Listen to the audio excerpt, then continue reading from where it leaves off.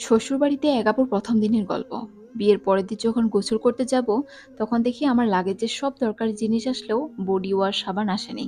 ভুলে আসেনি সেটা বুঝেছি, তারপরও কেমন যেন লাগছিল সেটা কাউকে জানাতে। তারপরও আমার হাজব্যান্ডের একজন কাজিনকে ডেকে বললাম, আমাকে একটা সাবান দেয়া যাবে? সে বলল আচ্ছা, আমি নিয়ে আসি।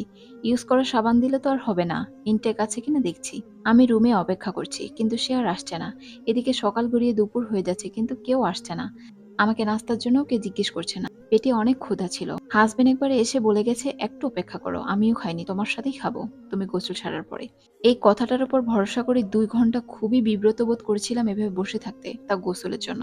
আমি সাবান ছাড়াই গোসল করে নিতাম, কিন্তু তারা বলেছে সাবানের জন্য অপেক্ষা করতে, গোসলে যাওয়া যাবে না। আমার মোবাইলে আমার খালামনের কল আসলো। উনি জিজ্ঞেস করলেন কি করছি, আমি বললাম কিছু না, বসে আছি। ওপাশ থেকে নীরবতা।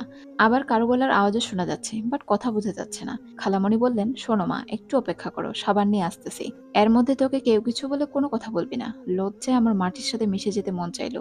এগুলো নিয়েও কথা হবে, এবং সেটা বাবার বাড়ি পর্যন্ত চলে যাবে। আমি চিন্তাও করিনি। দুপুর 1:30, আমি এখনো বসেই আছি। খালামণি আর আমার একটা কাজিন ভাই আসছে সাবান নিয়ে। রুমে ঢুকে আমার হাতে তারা সাবান দিয়ে বলল, যা গোসল করে আয়। লজ্জায় আবারও আমার মাটির সাথে মিশে যেতে মন চাইলো। আমি গোসল সেরে আসলাম। খালামণি বললেন আমরা চলে যাই। আমি বলতে চেয়েছিলাম খেয়ে যাও, কিন্তু আমার পেটেই তো কিছু পড়েনি, আমি তাদেরকে কি বলবো? যদিও আমার খাবারটা বাপের বাড়ি থেকে নিয়ে আসছিল। সবার একে একে খাওয়ার পালা শেষ। আমার হাজবেন্ড আমাকে ডেকে নিয়ে গেল ডাইনিং টেবিলে। আমি বসলাম। সাথে সাথেই আমাকে আমার চাচি শাশুড়ি বললেন, এই তুমি এসব কি পরেছো, শাড়ি পরে আসো। আমার হাজবেন্ড বলল, খেয়ে নিক আগে, পরে পড়লেও তো হয়। আমার চাচি শাশুড়ি কান্না শুরু করে দিলেন। প্রথম দিনে এই অবস্থা পরে কি হবে? আমি ঝামেলা যাতে না বাড়ে সেজন্য উঠে গেলাম। গিয়ে শাড়ি বের করে কোনো মতে পরে টেবিলে আসলাম।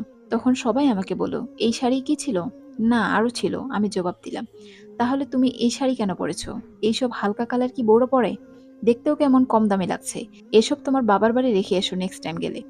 আমি কি তাহলে একটা কালারফুল শাড়ি পরে আসবো? জিজ্ঞেস করলাম আমি। তারপর আমি একটা সবুজ শাড়ি পরে আসি। তারপর আমাকে খেতে দেয় তারা। কিন্তু সেই খাবারের কোনো স্বাদই আমি পাইনি, কারণ বিয়ে করার স্বাদে অলরেডি আমার পেট ভরপুর ছিল।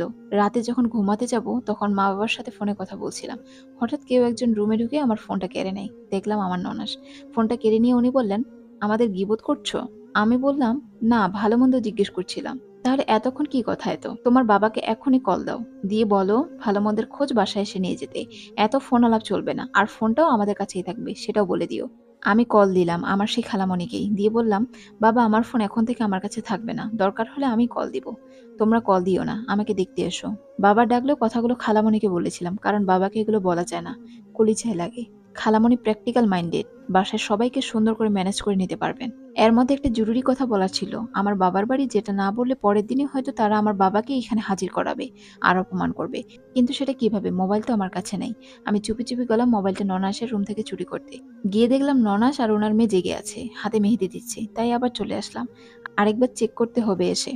বিছানায় এসে ঘুমের ভান করলাম, আর ভাবতে থাকলাম শ্বশুরবাড়িতে বিয়ের প্রথম দিনই এরকম সিচুয়েশন কি আমি ফেস করছি, নাকি সব মেয়েরাই করে?